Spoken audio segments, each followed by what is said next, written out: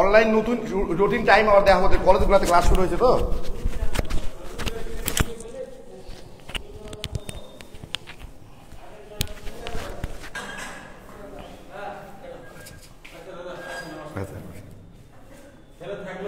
আচ্ছা আচ্ছা sure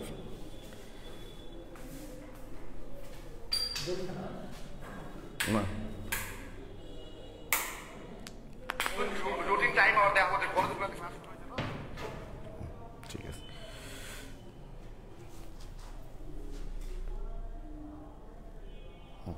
okay আচ্ছা সরি ভাই এই বেশ কিছু প্রবলেমের কারণে আজকে 10 মিনিট লেট হ্যাঁ ইলেকট্রিসিটি ডিস্টার্ব ছিল এরপর আমার এই যে সেটআপটা কালকে খোলা হয়েছিল তো এই কারণে আবার নতুন করে সেটআপ দিতে হলো এই কারণে সময় লেগে গেল আমি এক্সট্রিমলি সরি বলবা আচ্ছা অনেকেই ক্লাসে জয়েন করছো আজকে তোমরা জানো বিশ্ব শিক্ষক দিবস তোমরা আমাকে অনেকে উইশ করছো সবাইকে মেনি মেনি থ্যাঙ্কস আর যাদেরকে শেখাতে গিয়ে এবং পড়াইতে গিয়ে আমি নিজে শিখি এবং নিজে পড়ি তারাই আমার বড় শিক্ষক তাই তাদের প্রতি রইল আমার অভিনন্দন ওকে আমরা ক্লাস শুরু করে দিতে পারি তাই না অসুবিধা নেই যেহেতু আজকে আমরা 10 মিনিট লেট করে ক্লাসে এসছি আর ক্লাস একটু অল্প সময় ধরেই করব ওকে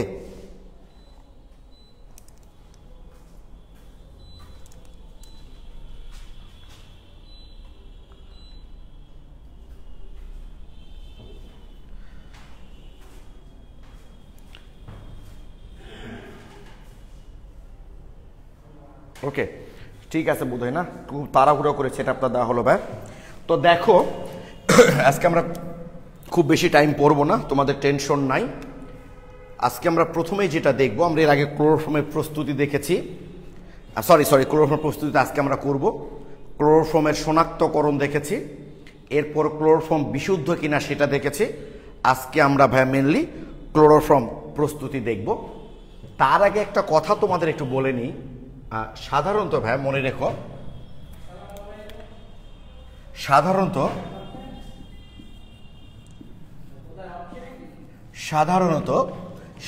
কোনো যৌগের সাথে সাধারণত দেখা যায় তো না ভাই একটু প্রবলেম হলে আমাকে বলো তো ভাই নতুন করে খুব দ্রুত সেটআপ দিলাম তো ভাই এই জন্য ওকে সবাই টিচার্সদের শুভেচ্ছা জানিয়েছো তোমাদেরকেও শুভেচ্ছা ভাই আমি তোমাদেরকেও আমার শিক্ষক মনে করি আমি তো বরাবরই অন্তর থেকে বিশ্বাস করি যে যাদেরকে আমি শেখাতে গিয়ে পড়াতে গিয়ে নিজে শিখি তারাই আমার বড় শিক্ষক তাদের জন্য রইল আমার শুভেচ্ছা অভিনন্দন ওকে সাধারণত কোনো যৌগের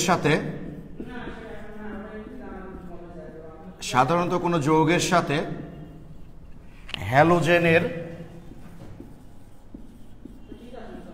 বিক্রিয়ায় হ্যালোজেন আক্রমণ করে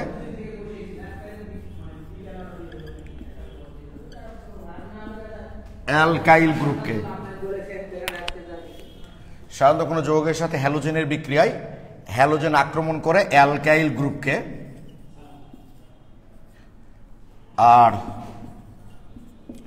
ফসফরাস পেন্টাহ্যালাইডের বিক্রিয়ায় হ্যালোজেন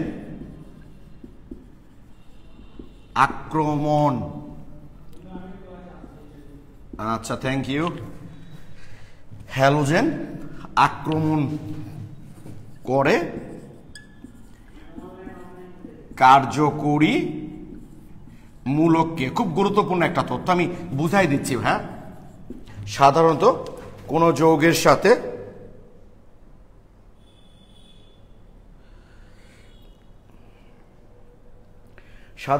যৌগের সাথে হ্যালোজেনের বিক্রিয়ায় আচ্ছা নুসরাত লিখেছে ওই বিক্রিয়া থেকে যে ধর্ষক থেকে মানুষকে সত্যিকারের মানুষ বানানো যেত আসলে কি ভাই, আমি তো একটা জিনিস বরাবরই বলে থাকি, তুমি হিন্দু, বৌদ্ধ, খ্রিস্টান, মুসলমান, যে ধর্মটাই তুমি মানো না কেন, সব ধর্মের মূল কথাই কিন্তু মনুষ্যত্ববোধ, মানবতাবোধ।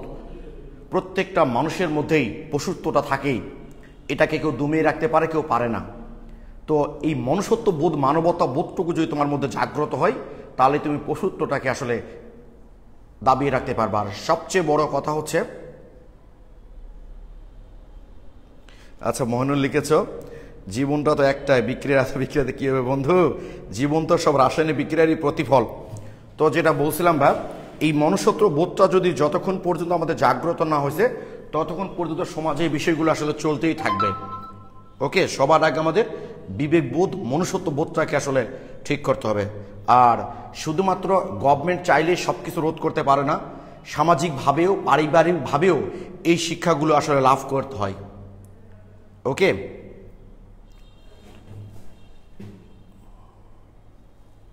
তো যাক, আমার ধারণা তোমরা লিখে ফেলেছো, সাধারণত কোনো যৌগের সাথে হ্যালোজেনের বিক্রিয়ায় হ্যালোজেন আক্রমণ করে অ্যালকাইল গ্রুপকে, আর ফসফরাস পেন্টাহ্যালাইডের বিক্রিয়ায় হ্যালোজেন আক্রমণ করে কার্যকরী মূলককে।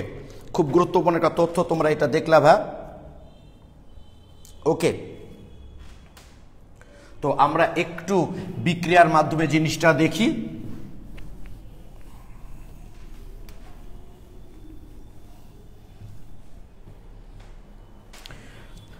তো ধরে নাও ভাইয়া, এই যে এই যৌগটা, এগুলো বিক্রিয়া তোমার সামনে পাবা, CH3 COOH, এই যে ধরো অ্যাসিটিক অ্যাসিড, এর সঙ্গে তোমাকে ফসফরাস পেন্টাক্লোরাইডের বিক্রিয়া করতে দেওয়া হলো। স্বাভাবিক, আমি তোমাদের শিখিয়েছি কোন যৌগের সাথে ফসফরাস পেন্টাহ্যালাইডের বিক্রিয়ায় হ্যালোজেনটা আক্রমণ করবে কার্যকরী মূলককে, অর্থাৎ কার্যকরী মূলকের যে ওএইচটা আছে ভাইয়া, তার সেখানে সিএল চলে আসবে। এই ধরনের বিক্রিয়া তোমরা করছো না আগে? দেখো তো, এই যেখানে করাইছিলাম আমি তোমাদের অ্যালকাইল হ্যালাইড প্রস্তুতির ক্ষেত্রে, নিশ্চয়ই তোমাদের মনে আছে এইটা। অ্যালকাইল হ্যালাইড প্রস্তুতির ক্ষেত্রে এই যে ওএইচটা সিএল দ্বারা প্রতিস্থাপিত হয়ে চলে যায়, ওই যে অ্যালকাইল হ্যালাইড হয়ে যায় plus phosphorus oxy halide plus HCl। আমার বিশ্বাস এই বিক্রিয়াটা তোমাদের মনে আছে। এখানেও তাই হবে ভাইয়া, এই যে CH3 COCl, ইথানয়েল ক্লোরাইড। আচ্ছা আচ্ছা, দাঁড়াও, তোমরা গতদিন আমাকে একজন এটা গ্রুপে আপলোড করেছ, একটা জিনিস যখন লিখবা তোমরা একটু চিন্তা করবা না ভাই? বলো তো, এটার গাঠনিক সংকেত লিখেছো এরকম করে, এটার গাঠনিক সংকেত লিখেছো এরকম করে, এরকম করে। আচ্ছা দেখো তো এটা কি হয়েছে। আমি ইচ্ছে করে এটা তোমাদের গ্রুপে অ্যাপ্রুভ করেছি, না করলেও পারতাম। এটা কি লিখছো ভাই বলো তো? অক্সিজেনের যোজনী কত? 1 2 3। কার্বনের যোজনী কত? 1 2 3 4 5। এটা কি হয়েছে বলো? অনেকে দিয়ে আমাকে দেখাইছো যে ভাইয়া এটা তো কার্বনিল। ঠিক আছে, একটু চিন্তা করো ভাই, তাহলে অ্যান্সার গুলো পেয়ে যাবা তোমরা। তো যাক, প্লাস এই দুটা তো অতিরিক্ত হবে, এই ফসফরাস অক্সিক্লোরাইড প্লাস হলো HCl। দেখা যায় তো না ভাই পর্যন্ত? হ্যাঁ দেখা যায়। তাহলে ক্লিয়ার ভাইয়া তোমরা? এই যে অ্যাসিডের সাথে ফসফরাস পেন্টাক্লোরাইড বিক্রিয়া করলাম আমরা, যেহেতু এই পেন্টাহ্যালাইড বিক্রিয়া করাচ্ছে, তাহলে হ্যালোজেনটা আক্রমণ করবে কার্যকরী মূলককে, ইথানল ক্লোরাইড, আর by product phosphorus oxychloride plus HCl তৈরি হবে। ক্লিয়ার কি?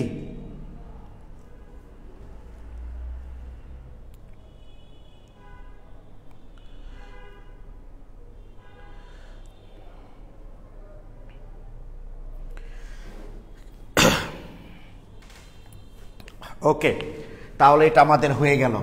এখন তোমরা নিশ্চয়ই বুঝতে পারছো, এই যৌগের সঙ্গেই যদি আমরা বিক্রিয়া করি, ক্লোরিনের বিক্রিয়া করলাম, হালকা তাপ দিলাম মনে করো ভাই, এইটার সঙ্গে আমরা বিক্রিয়া করলাম, তাহলে কি হবে বলো তো?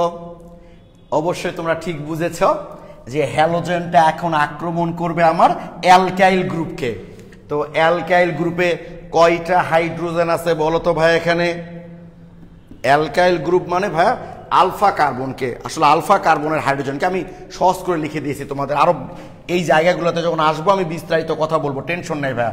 কি ঠিক আছে, আলফা কার্বন, এটা আলফা কার্বন না, তার সঙ্গে যে হাইড্রোজেনগুলো আছে আর কি। তাহলে এখানে 3টা হাইড্রোজেন আছে, পর্যায়ক্রমে কি হবে ভাইয়া বলো তো? এই 3টা হাইড্রোজেন সিএল দ্বারা প্রতিস্থাপিত হবে পর্যায়ক্রমে, মানে বিক্রিয়াটা কিন্তু 3 ধাপে হবে। আমি জাস্ট একবারে লিখলাম। যখন অ্যাসিড অংশে আমরা যাব, এই টপিক যখন শুরু করবো, এখন তো আমাদের আসলে অ্যালকাইল হ্যালাইড চলছে, তাই আমাদের যেহেতু হ্যালোজেনটা এখানে যুক্ত, তাই আমরা এই উদাহরণটা দিলাম। কিন্তু অ্যাসিড চ্যাপ্টার যখন পড়বো, আমরা অ্যাসিড অংশ যখন পড়বো, এগুলো নিয়ে আবার বিস্তারিত আলোচনা হবে। এই যে 3টা হাইড্রোজেন পর্যায়ক্রমে কিন্তু 3 ধাপে বিক্রিয়াটা হবে, 3টা ক্লোরিন দ্বারা প্রতিস্থাপিত হয়ে যাবে, আর সাথে সবসময় তৈরি হবে HCl। তোমরা দেখবা অ্যাসিড অংশে, তোমাদের কনসেপ্ট বুকে বিক্রিয়াটা দেওয়া আছে, যে অ্যাসিড অংশে দেখবা যে অ্যাসিটিক অ্যাসিডের মধ্যে ক্লোরিন চালনা করলে এই যে আলফা হাইড্রোজেনগুলো যে পর্যায়ক্রমে প্রতিস্থাপিত হয়ে যায়, এইটা আবিষ্কার করেছেন 3 জন বিজ্ঞানী। সেই 3 জন বিজ্ঞানীর নাম অনুসারে এই বিক্রিয়ার নাম কি ভাই জানো? হেল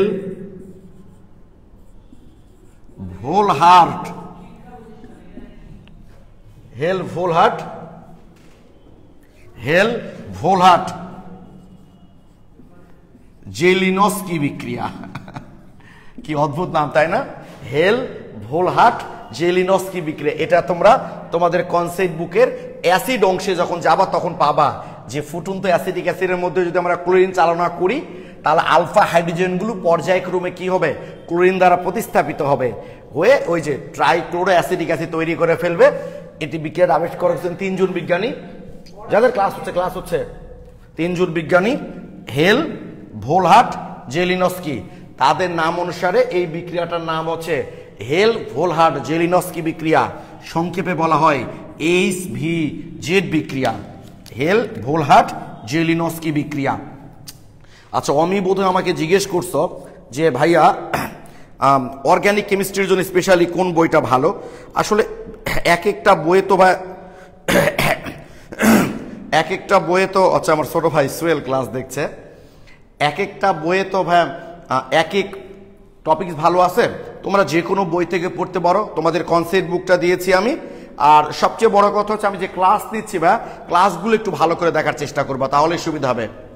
ওকে, তাহলে মাথায় থাকে যেন, এই দেখো একটা জিনিস পড়তে গেলে কিন্তু আরেকটা জিনিস চলে আসে, তাই না? তাহলে এই বিক্রিয়ার নাম বললাম আমরা হেল ভোলহার্ট জেলিনস্কি বিক্রিয়া। ওকে, সংক্ষেপে HVZ বিক্রিয়া বলে থাকি আমরা।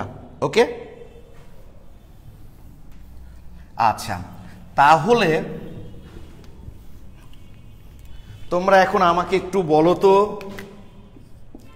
CH3CHO এর সঙ্গে যদি আমরা ক্লোরিন বিক্রিয়া করি তাহলে কি হবে?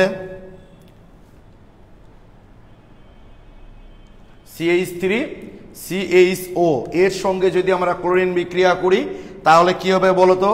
বুঝতেই পারছো, এই যে আলফা হাইড্রোজেনগুলো কি হবে? এখান থেকে প্রতিস্থাপিত হয়ে যাবে CCl3CHO প্লাস HCl।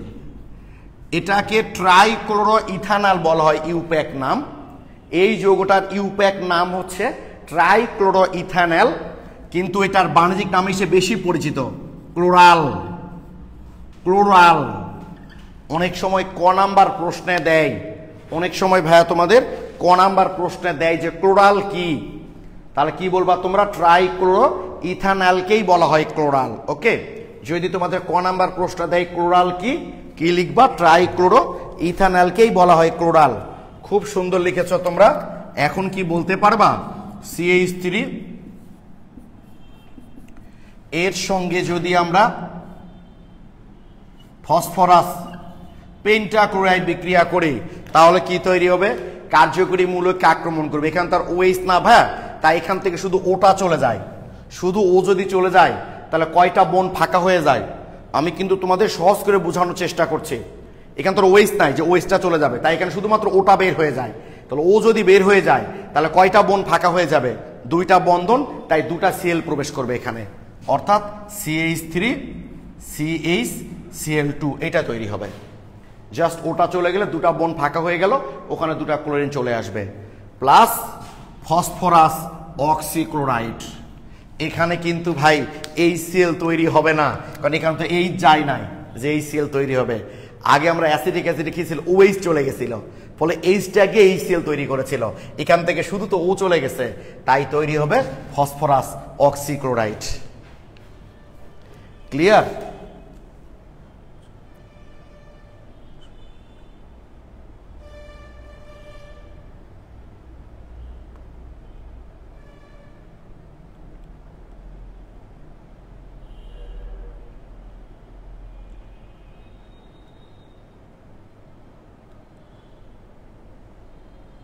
এই কি লিখছো তোমরা? কি কাউকে কটাক্ষ করেছো নাকি? ভুল তো হবেই। হ্যাঁ, শ্রাবণী, হেল, বোলার, জেলিনস্কি, ঠিকই আছে। এই শোনো, তোমরা কেউ কাউকে দেখো, আমি আচ্ছা আমি লিখেছো, ক্লিয়ার, থ্যাংক ইউ। এই শোনো, কেউ কোনো ভুল করলে তাকে শিখাই দিবা। তুমি দেখবা যে তুমি দেখবে একজন একটা ছোট্ট ভুল করেছে, অনেক সময় দেখবা তুমি তার চেয়ে অনেক ছোট ভুল করে ফেলেছ। কেউ ভুল করলে যদি তাকে তুমি ডিসকারেজ করো তাহলে তো ও আরো নিরুৎসাহিত হয়ে যাবে। ভুল তো আমিও তো ভুল করি, আমি কি তোমাদের পড়ানোর সময় ভুল করি না? পরে আবার ঠিক করে দিই যে আসলে ভাই ওটা আমার ভুল ছিল। হয়তো ভাবছো যে ওই আপনার স্বাভাবিক আমি একটু পড়ালেখা করার জন্য তো ভুল একটু কম হইতে পারে, বাট আমারও তো ভুল হয়। এখন যদি আমি একদিন একটা জিনিস ভুল করেছি, ভুল বলেছি, পরদিন এসে তোমাকে ওটা সংশোধন করে দিলাম, তো তুমি কি বলবা ভাইয়া কিচ্ছু জানেন ভাই, কাল থেকে ভাইয়ের কাছে পড়া বাদ দিয়ে দিব? এটা তো হয় না ভাই, ভুল তো যে কোনো মানুষই করতে পারে। ওকে, এইটা নিয়ে তোমরা অবশ্যই করবে না ভাই। তাহলে প্লিজ, এটা হয়ে গেছে নিশ্চয়। তোমরা তোমাদের কনসেপ্ট বুকে দেখবা একটা এমসিকিউ আছে, আমি তোমাদের এখনই দেখাচ্ছি, দেখবা না বলে একবারে দেখায় দিচ্ছি ভাই, দাঁড়াও।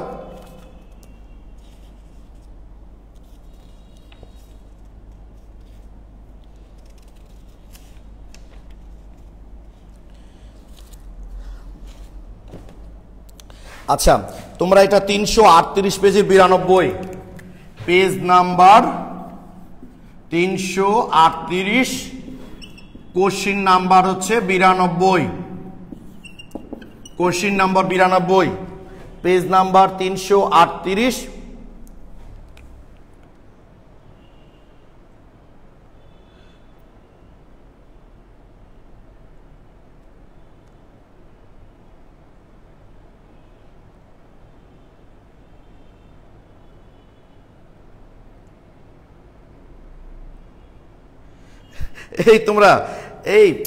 তোমরা এগুলো নিয়ে নিজেদের মধ্যে কথা করো না ভাই, বুঝছো? জাস্ট তোমরা সবাই তো ফ্রেন্ড। শ্রাবণী অনেক বড় লেখা লিখেছে, বোধ খারাপ লাগছে। শ্রাবণী তো অনেক অ্যাক্টিভ গ্রুপে আর কি, ও নিয়মিত ক্লাস করে, নিয়মিত আপলোড করে, মানে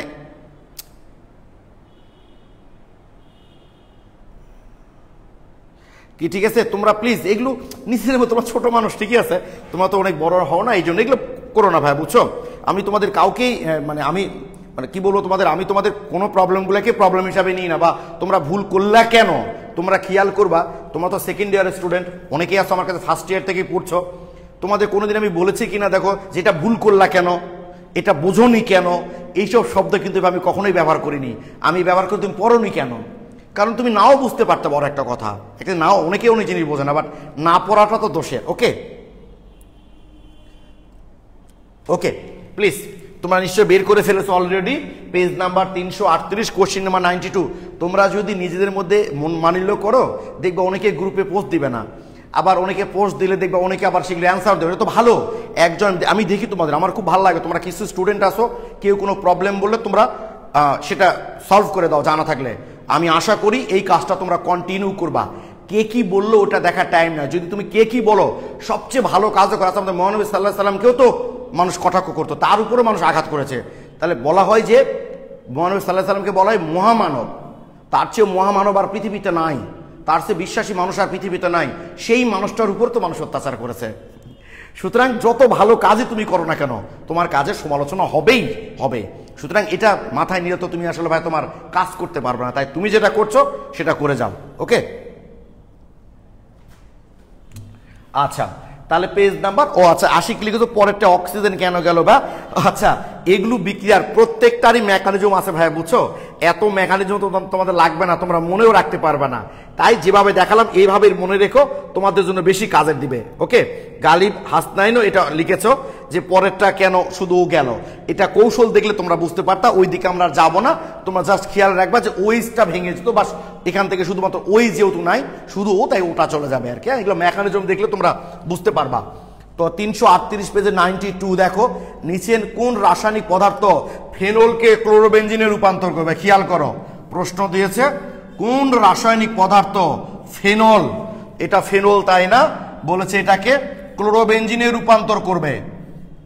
কোন রাসায়নিক পদার্থ ফেনলকে ক্লোরোবেনজিনে রূপান্তর করবে? তাহলে কার্যকরী মূলককে আক্রমণ করছে না, তাহলে অবশ্যই কি হবে ভাই বলতো, এখানে ফসফরাস পেন্টাক্লোরাইড। তাহলে ওইটা চলে যাবে, সিএল হবে, আর অতিরিক্ত উৎপাদগুলো তো বুঝতেই পারছো, ফসফরাস অক্সিক্লোরাইড প্লাস HCl। দেখছো দিয়ে দিয়েছে, এটা কোথায় দিয়েছে? মেডিকেল 2001 সেশনে, যে কোন রাসায়নিক পদার্থ। অপশনে কি কি ছিল? ফসফরাস পেন্টাক্লোরাইড ছিল, পটাশিয়াম ক্লোরাইড তো বিজারক, তারপর ক্লোরিন ছিল, HCl ছিল। তাহলে অ্যান্সার কোডটা হচ্ছে বা ফসফরাস পেন্টাক্লোরাইড, কারণ কার্যকরী মূলককে আক্রমণ করছে। আমার বিশ্বাস তোমরা এটা বুঝতে পেরেছ। আচ্ছা, CH3 একজন জিজ্ঞেস করছো এইটার নাম কি? তোমরা নামকরণ শোনো, এটা অ্যাসিড হ্যালাইড। এই নামকরণটা আমি তোমাদের দেখবা পরবর্তীতে ইউটিউবে আপলোড করেছি, কিন্তু এটার নাম হচ্ছে ইথানয়েল ক্লোরাইড। এটা হলো অ্যালকানয়েল মূলক, যেহেতু 2 কার্বন তাই ইথানয়েল। এটার নাম হলো ভাইয়া ইথানয়েল ক্লোরাইড। ইউটিউবে দেখবা পরে 2টা ক্লাস আপলোড দেওয়া আছে, একটা হলো উদ্ভূত পদ্ধতির নামকরণ আর একটা হলো অ্যাসিড জাতকের নামকরণ। দেখবো ওখানে সম্ভবত বলা আছে ভাই, এটার নাম হলো ইথানয়েল ক্লোরাইড। ও আচ্ছা, সরি, 338 পেজ লিখেছে, এই জন্য পাচ্ছ না, ওটা 328 পেজ হবে ভাই, সরি 328 পেজ। ওকে, ঠিক আছে, এখন মিলবে 328 পেজ। ওকে, আরো কিছু কথা আছে অ্যাসিড ট্যাসিড এগুলো নিয়ে, এখন আপাতত আর এগুলো কথা আমি বলবো না। ওই অংশে যখন যাব, অর্থাৎ অ্যাসিড অংশে যখন আমি যাব, তখন তোমাদের এগুলো ভাই পড়াবো আমি। ওকে, এখন আমরা আমাদের মূল ক্লাসে চলে যাচ্ছি। এখন যেটা দেখবো আমরা ক্লোরোফর্ম প্রস্তুতি। হ্যাঁ, তোমরা হয়তো বলবা যে ফাইনাল পরীক্ষাতে এগুলো তো খুব বেশি দেয়নি। দেয়নি তো কি হয়েছে, দিতে পারে, আবার অ্যাডমিশন টেস্টে লাগে। তাহলে ক্লোরোফর্ম প্রস্তুত করতে গেলে আমরা 2 ভাবে প্রস্তুত করতে পারি। প্রথমে তৈরি করতে পারি, আমাদের লাগবে কি কি শোনো। ক্লোরোফর্ম তৈরি করতে গেলে প্রথমে লাগবে ব্লিচিং পাউডার। ব্লিচিং পাউডার,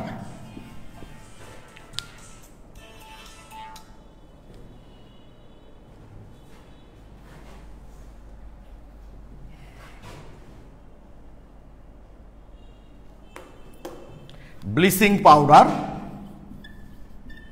সংকেত নিশ্চয় মনে আছে তোমাদের। ব্লিচিং পাউডারের সংকেত কি বলছি জানি ভাই, বলো তো আমরা? ওই যে KO শিয়াল শিয়াল, মনে আছে? KO Cl Cl পড়েছিলাম কিন্তু আমরা। ব্লিচিং পাউডার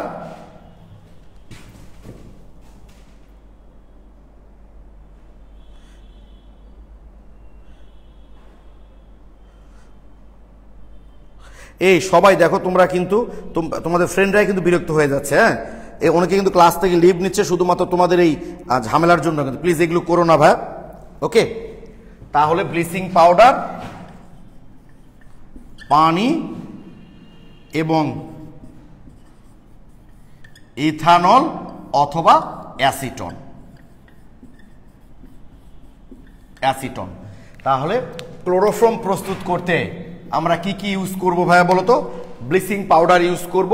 ব্লিচিং পাউডার সংকেতটা আমাদের খুব গুরুত্বপূর্ণ। আমি যখন তোমাদের ওই যে জারণ সংখ্যা নির্ণয় করিয়েছিলাম তখন এটা নিয়ে আলোচনা করেছিলাম। মনে রাখার একটা টেকনিক বলেছিলাম, KO শিয়াল শিয়াল। তাহলে মনে থাকবে সংকেতটা, ব্লিচিং পাউডার, পানি এবং ইথানল বা অ্যাসিটন আমরা ব্যবহার করতে পারি। ওকে, তো প্রথমে আমরা ব্লিচিং পাউডার, পানি এবং ইথানল নিয়ে কাজ করব, তারপর আবার ব্লিচিং পাউডার, পানি এবং অ্যাসিটন নিয়েও বিক্রিয়া করব। ওকে, দেখি একটু আমরা।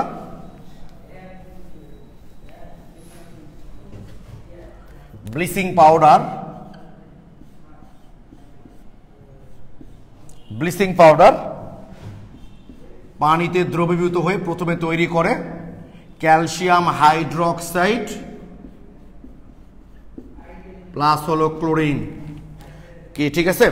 ব্লিচিং পাউডার পানিতে দ্রবীভূত হয়ে প্রথমে, এটা তোমার বিক্রিয়াটা 9-10 বোধহয় তোমরা করেছো, যে ক্যালসিয়াম হাইড্রোক্সাইড এবং ক্লোরিন তৈরি করে। ওকে, পরবর্তীতে ওই যে উৎপন্ন ক্লোরিনটা, পরবর্তীতে উৎপন্ন ক্লোরিন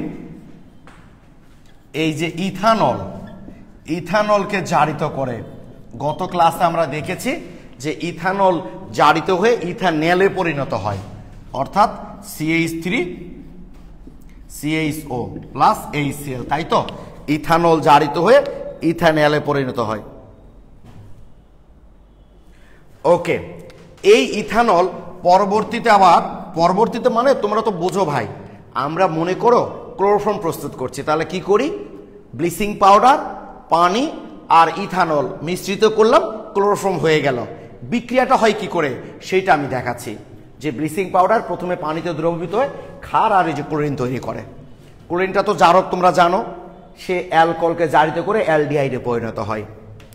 এইবার এই যে অ্যালডিহাইডের সাথে যখন আমরা ক্লোরিনের বিক্রিয়া করবো, অতিরিক্ত ক্লোরিনের সাথে বিক্রিয়া করবে, করে ওই যে একটু আগে যেটা শিখলাম, আক্রমণ করবে কোথায়?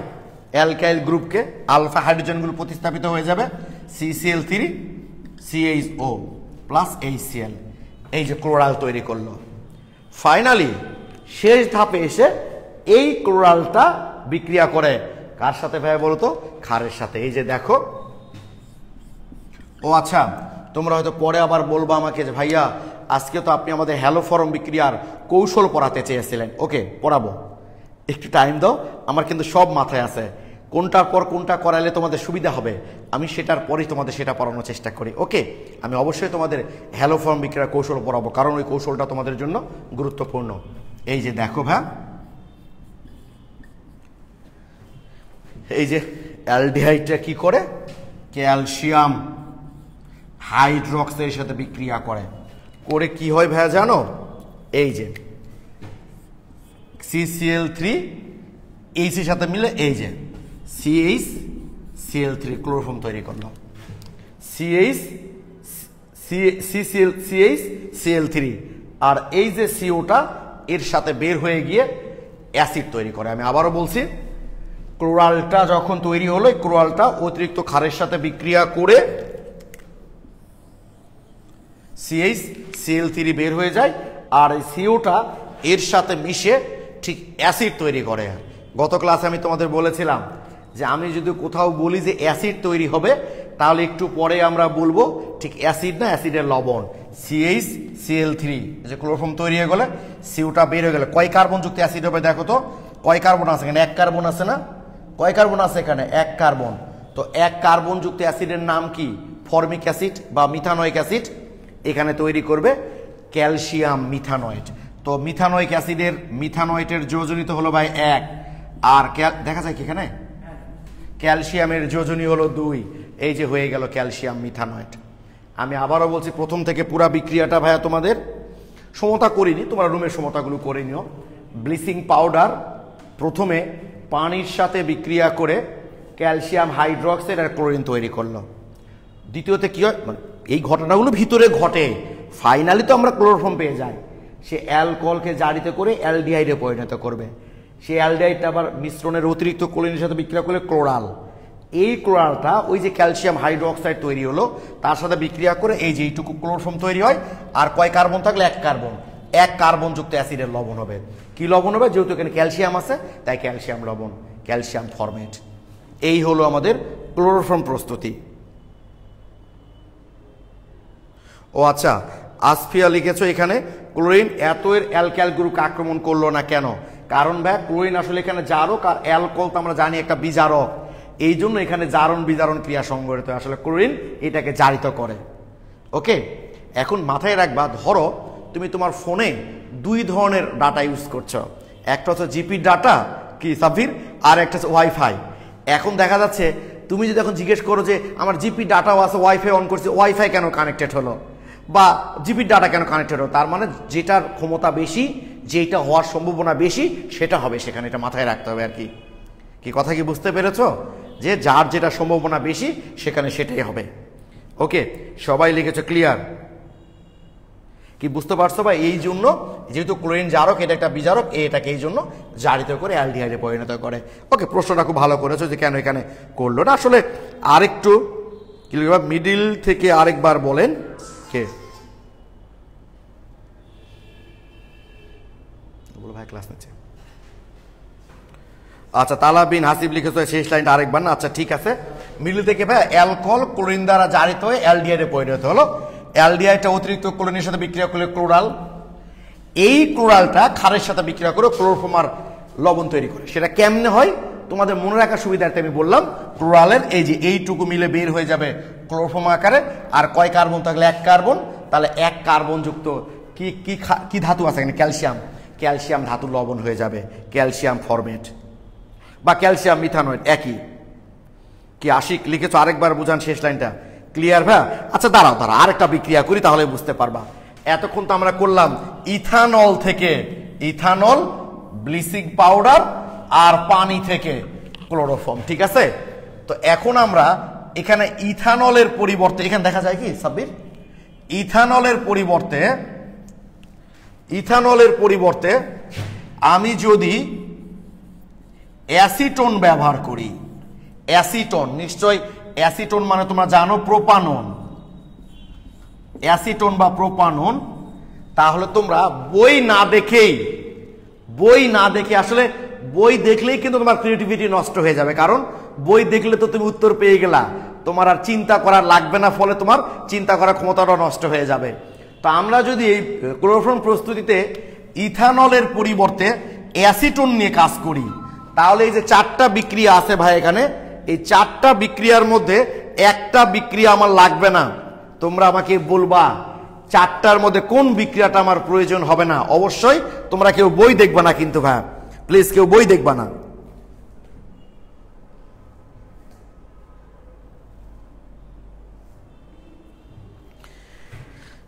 আমাকে তোমরা একটু বলো যে আমি যে বিক্রিয়াগুলো লিখেছি, তো যদি আমরা এখানে ইথানলের পরিবর্তে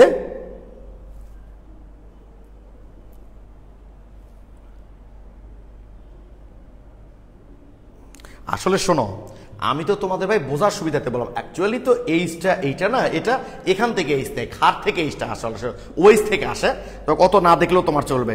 কোন বিক্রিয়াটা লাগবে না? শ্রাবণী লিখেছো 3 নাম্বার বিক্রিয়াটা লাগবে না। আচ্ছা তালহা বিন হাসিব লিখেছো 3 নাম্বার, সাবেনিয়াসপিন এই আমার ফাইজা লিখেছো 3 নাম্বার, সুদীপ্ত সরকার তন্ময় লিখেছো 3 নাম্বার, ফারজানা অতিরিক্ত ক্লোরিনেটটা মানে 3 নাম্বারটা, আচ্ছা 3 নাম্বারটা, সবাই 3 নাম্বারটা লিখেছ। আচ্ছা আল হাসান লিখেছ 2 নাম্বারটা, আচ্ছা নাজমুল সাকিব লিখেছো 2 নাম্বারটা, আচ্ছা তানভীর কবির লিখেছো 2 নাম্বারটা। আচ্ছা 2 নাম্বারের সাপোর্টার খুব কম, 3 নাম্বারের সাপোর্টার বেশি। একটু চিন্তা করে বলতে হবে ভাই, বুঝছো যে আসলে এই বিক্রিয়ায় কি ঘটে, এই 2 নাম্বার বিক্রিয়াটা কি ঘটে? অ্যালকোহলটা কার্বনিলে পরিণত হয়। বলো কি ঘটে 2 নাম্বার বিক্রিয়ায়? জাস্ট 2 নাম্বার বিক্রিয়ার কাজটা হচ্ছে অ্যালকোহলকে কার্বনিলে পরিণত হয়, আর আমি কার্বনিল নিয়েই কাজ করছি। তাহলে কোন বিক্রিয়াটা লাগবে না? যে বিক্রিয়াতে আমাদের কার্বনিল তৈরি হলো, তার মানে এই বিক্রিয়াটা লাগবে না। তোমরা ভেবেছ যে যেহেতু এখানে আমরা এটা দিচ্ছি, তার মানে এই পরিবর্তে যখন এটা দিব তাহলে এটা নিশ্চয়ই লাগবে না। মাথায় রাখতে হবে যে 2 নাম্বার বিক্রিয়াটাতে কি হচ্ছে ভাই বলো দেখি, অ্যালকোহলকে আমরা কার্বনিলে পরিণত করছি। আচ্ছা তোমরাই বলো তো ভাই, আমি ক্লোরোফর্ম প্রস্তুত করতে গিয়ে যদি ইথানলের পরিবর্তে ইথানল নিয়ে কাজ করতাম, আমি ইথানল নিয়ে কাজ করছি, তাহলে কি বিক্রিয়াটা লাগতো আমার? কারণ ওই বিক্রিয়াটাই তো ইথানল তৈরি হয়েছে। তো এই ইথানল আর অ্যাসিটোন তো একই গোয়ালের গরু, দুইজনে তো কার্বনিল। এই কারণে ভাই আমাদের 2 নাম্বার বিক্রিয়াটা লাগবে না। ওকে, আমাদের বিক্রিয়া একটা কমে যাবে। এখন আমার ধারণা সবাই বুঝতে পেরেছ, ক্লিয়ার কিনা বলো তো ভাই? আচ্ছা ফারজানা রুমা লিখেছ, আমি তো এই জন্যই বলি ভাই, বুঝলে ভালো, না বুঝলে আরো বেশি ভালো, কারণ না বুঝতে পারলে টিচার তোমাকে সেটা বুঝে দিবে। ওকে, থ্যাংক ইউ। এটা মাথায় রাখবা, এভাবেই এমসিকিউ দেয় ভাইয়া, জানো যে নিচের কোন যৌগ থেকে ক্লোরোফর্ম প্রস্তুত করা যায়, কোনটা যায় না, এই ধরনের কোশ্চেন কিন্তু দেয়। তো আমরা যদি ক্লোরোফর্ম প্রস্তুত করতে ইথানল না নিয়ে ইথানল নিয়ে কাজ করতাম, তাহলে তো আমার এই ধাপটা লাগতোই না। তো ঠিক তেমনই অ্যাসিটেন তো একই জিনিস, তাহলে আমরা এই ধাপটা আমাদের লাগবে না, তাই তো? ওকে, আমি এখন প্রথম থেকে লিখছি আবার। তাহলে কি হবে আমাদের? প্রথম ধাপ তো ঠিকই আছে, ক্লোরিন তৈরি হবে, অ্যাসিটন, এই যে অ্যাসিটন, সে ক্লোরিনের সাথে বিক্রিয়া করবে, আলফা হাইড্রোজেন প্রতিস্থাপন হবে, দুটা আলফা কার্বন একই রকম, যে কোনো একটা থেকে প্রতিস্থাপন করলেই হলো। আর আমি আবারও বলছি, খেয়াল করবা, যত সামনে যাবা তোমরা অর্গানিক কেমিস্ট্রি তত মজা পাবা। কারণ এই যে কার্বনিল যৌগ নিয়ে যখন আমরা কথা বলবো তখন এগুলো জিনিস কিন্তু আবার আসবে। কারণ আমরা তো আসলে কার্বনিল যৌগ নিয়ে কথা বলছি না, এখানে ক্লোরোফর্ম প্রস্তুত করতে গেছি, সেখানে কার্বনিল যৌগ লাগছে, তাই সেটা বিক্রিয়া লিখছি। তাহলে যে কোনো আলফা কার্বন থেকে হাইড্রোজেন সরালেই হলো। তাহলে CCl3 CO CH3 plus HCl হয়ে গেল। এবার ফাইনালে কি হবে, এইটার সাথে, তাই না? এই বিক্রিয়াটা এখন লিখবো, আমি একটু উপরে লিখছি, CCl3 CO CH3 plus calcium hydroxide, তাই না? তাহলে কি হবে সেখানে,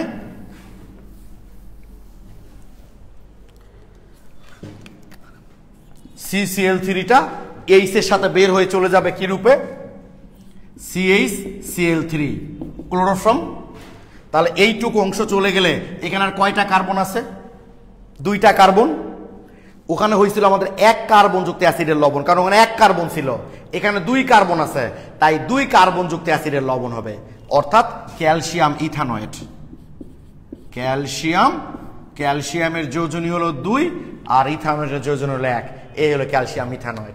এই হলো আমাদের অ্যাসিটোন থেকে ক্লোরোফর্ম প্রস্তুতি। খুবই ইজি বিষয়, এগুলো তো সব একই রকম। এই জায়গা খালি এইটুকু বের হয়ে যাবে, কার সাথে ভাই, H মিলে হলো ক্লোরোফর্ম তৈরি করবে এখানে, কারণ এটা এখান থেকে CCl3 মাইনাস রূপে বের হয়। আমরা যখন হ্যালোফর্ম বিক্রিয়ার কৌশল করব তখন এই বিষয়টা তোমরা একটু বুঝতে পারবা, দেখবা। ওকে, ওই একই ঘটনা এখানে ঘটবে, যেখান থেকে CCl3টা বের হয়ে চলে আসে, এসে Hটা যুক্ত হয় পরের ধাপে, যুক্ত হয়ে তো ক্লোরোফর্ম তৈরি করে। এটা তো হ্যালোফর্ম, তাই না? ওই বিক্রিয়ার উৎপাদের সাথে মিল আছে, তখন আরো ভালো বুঝতে পারবে। আপাতত এটুকু মনে রেখো, 3 কার্বনের মধ্যে 1 কার্বন তৈরি ক্লোরোফর্ম, আর বাকি 2টা হবে অ্যাসিডের লবণ। ক্লিয়ার কিনা বলো তোমরা আমাকে একটু। Thank you. শ্রাবণী ঠিক লিখেছো, 2 কার্বন যুক্ত অ্যাসিডের লবণ, থ্যাংক ইউ। ওকে,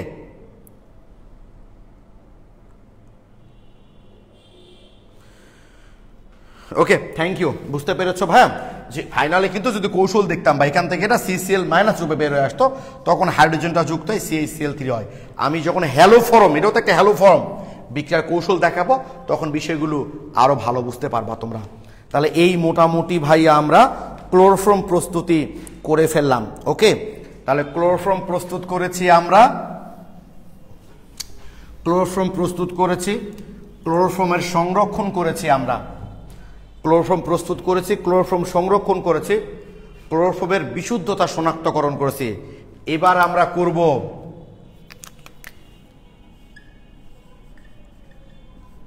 ক্লোরোফর্ম শনাক্তকরণ।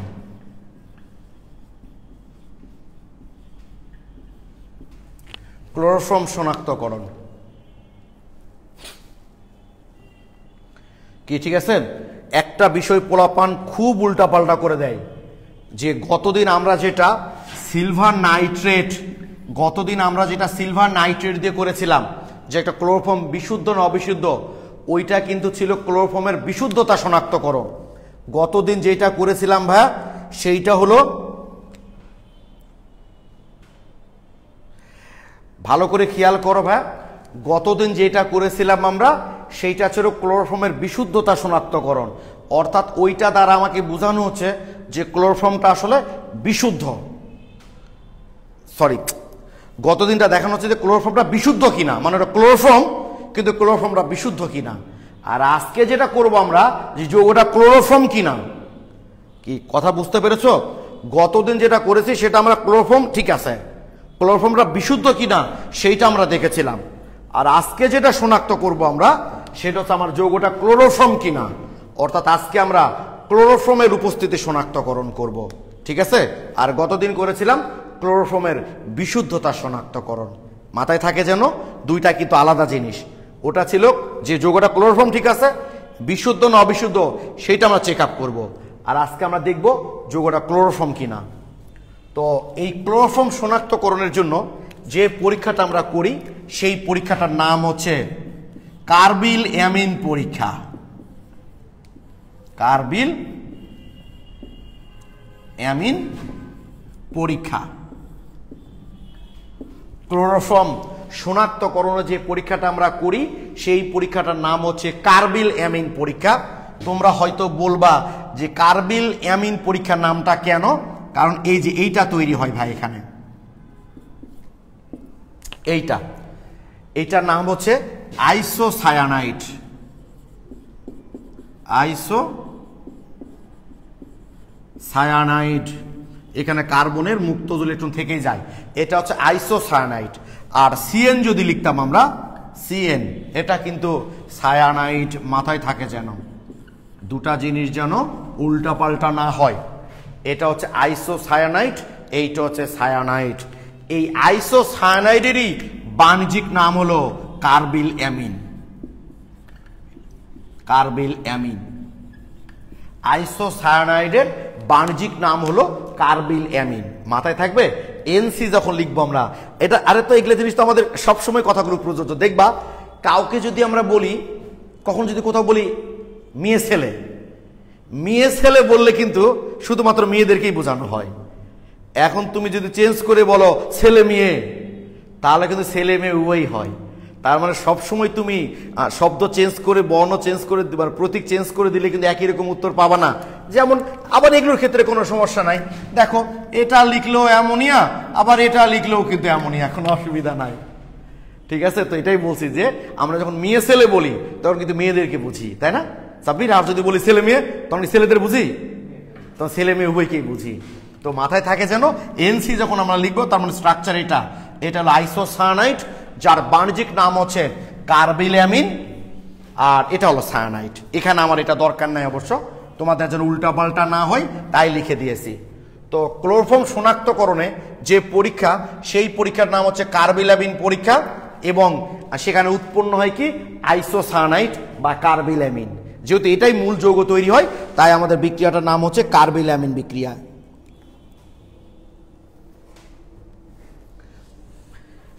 ওকে,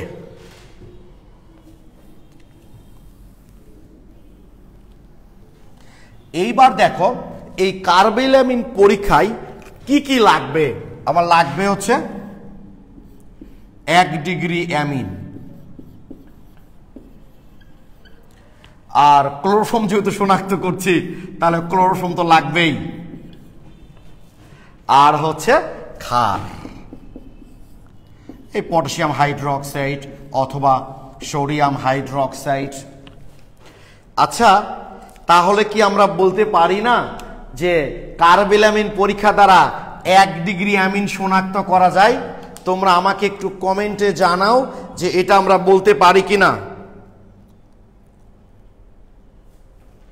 তোমরা আমাকে বলো যে এই কার্বিল অ্যামিন পরীক্ষা দ্বারা আমরা 1 ডিগ্রি অ্যামিন শনাক্ত করতে পারি কিনা। তোমাদের কি মনে হয়, তোমরা আমাকে একটু বলো।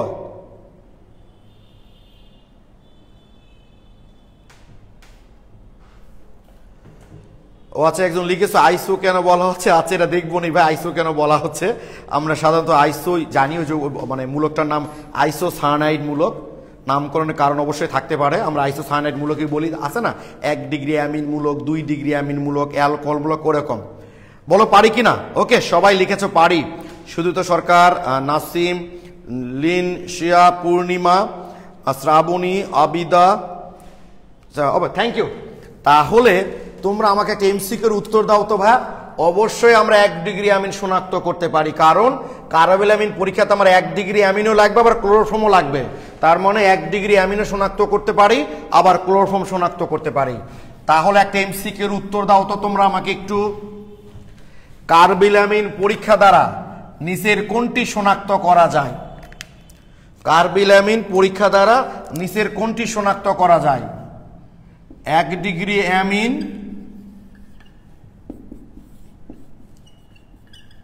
Chloroform, alcohol. 1 degree alcohol. বলো তো ভাই, কার্বিল অ্যামিন পরীক্ষা দ্বারা নিচের কোনটি শনাক্ত করা যায়? অবশ্যই উত্তর হবে আমাদের কত ভাইয়া বলো তো? 1 ও 2। কারণটা হচ্ছে 1 ডিগ্রি অ্যামিনও শনাক্ত করা যায়, আবার ক্লোরোফর্মও শনাক্ত করা যায়। কি ঠিক আছে? এইভাবে কিন্তু এমসিকিউ প্রশ্নগুলো দিবে যে কার্বেলামিন।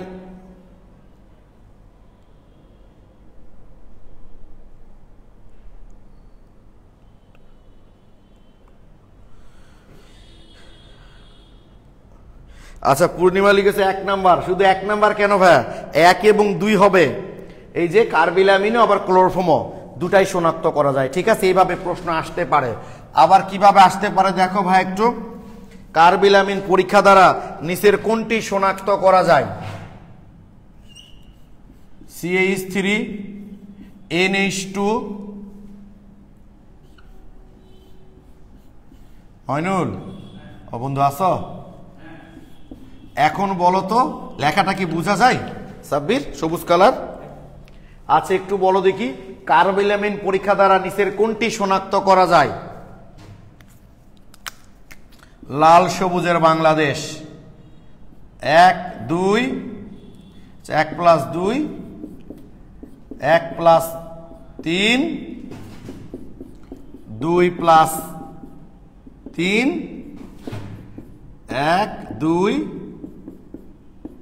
3। বলো কার্বেলামিন পরীক্ষা দ্বারা নিচের কোনটি শনাক্ত করা যায়? আচ্ছা, আল হাসান লিখেছো 3টাই। আচ্ছা আল হাসান, এই তুমি কি নতুন ক্লাস করছো?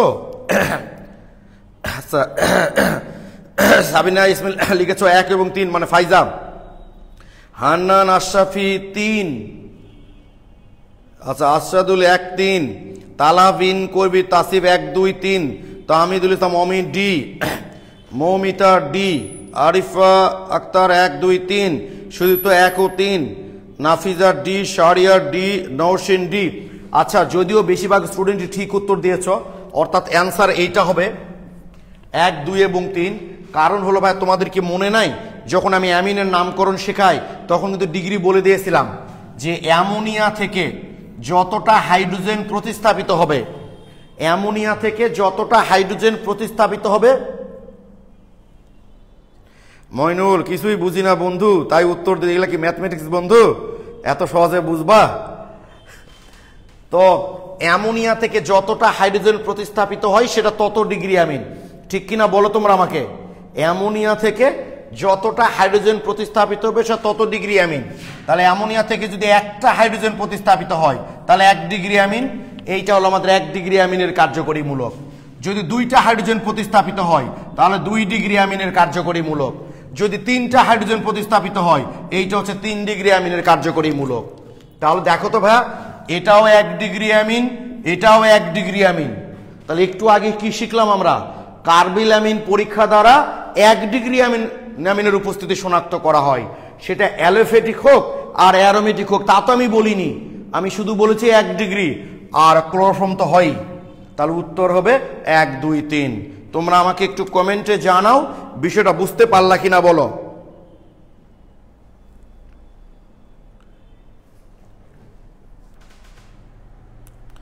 দুই কেন হবে এখন বুঝতে পারলা ভাইয়া? অম্মে তামান্না কাউসার এখন বুঝতে পেরেছো ভাইয়া যে 2 কেন হলো? কারণ এটাও 1 ডিগ্রি অ্যামিন, এটাও 1 ডিগ্রি অ্যামিন।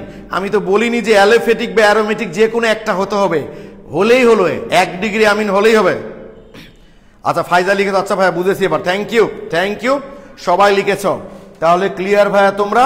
তাহলে মাথায় থাকে যেন কার্বেলামিন পরীক্ষা দ্বারা 1 ডিগ্রি অ্যামিন, সেটা অ্যালোফেটিক হোক আর অ্যারোমেটিক হোক না কেন, 1 ডিগ্রি অ্যামিন এবং ক্লোরোফর্ম উভয়েরই উপস্থিতি শনাক্ত করা যায়। ওকে, এখন আমরা বিক্রিয়া করব। বিক্রিয়াটা কি করে করতে হয় জানো?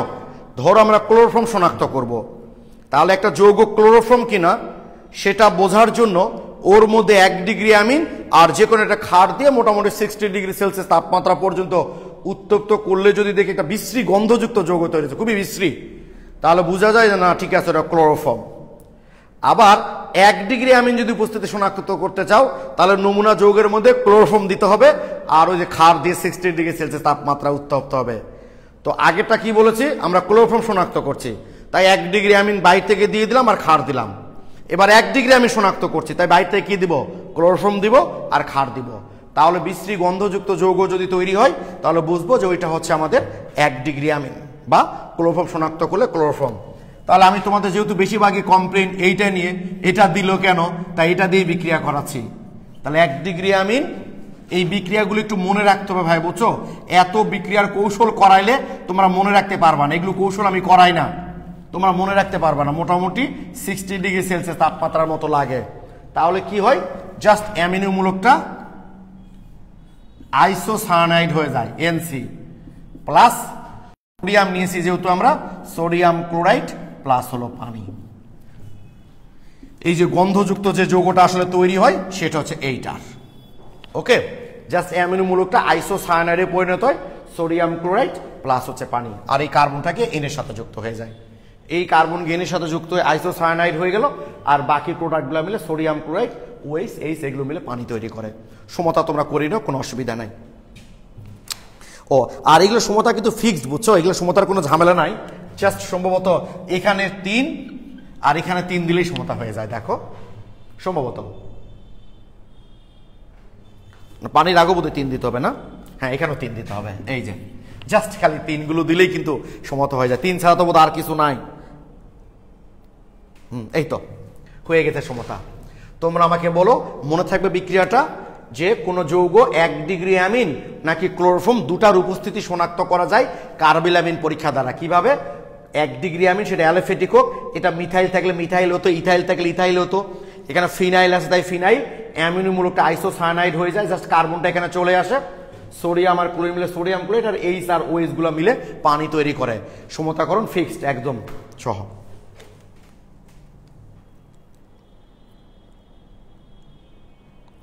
থ্যাংক ইউ, সবাই লিখেছো, বুঝেছি, সবাই বুঝেছি লিখেছো। আচ্ছা, মোটামুটি আমাদের 50 মিনিটের মতো ক্লাস হয়ে গেল, বুঝছো? ওকে, আমি জাস্ট আর শেষ একটা বিক্রিয়া, ছোট্ট একটা বিক্রিয়া দেখাবো, একদম শেষের দিকে এসছি আমরা। তবে এইটা খুব গুরুত্বপূর্ণ, কিন্তু কার্বিলামিন পরীক্ষাটা খুবই গুরুত্বপূর্ণ, রুমে একটু বারবার প্র্যাকটিস করবা। সেটা হলো, দেখো আমরা যদি ভাই ক্লোরোফর্মকে নাইট্রেশন করি, HONO2 নাইট্রেশন করি, খুব গুরুত্বপূর্ণ একটা যৌগ তৈরি হয় ভাই, জানো? এই যে এইটুকু মিলে এইচ আর ওএইচ মিলে পানি আকারে বের হয়ে চলে যায়, আর CCl3NO2, CCl3NO2, যাকে আমরা ট্রাইক্লোরো নাইট্রোমিথেন মনে করে দেখো তোমরা, একটু মনে করে দেখো ভাই। আমরা কিন্তু যখন নামকরণ করেছিলাম তখন এই যৌগটার নামকরণ করেছিলাম ট্রাইক্লোরো নাইট্রোমিথেন, বা আরেকটা নাম হচ্ছে ক্লোরোপিক্রিন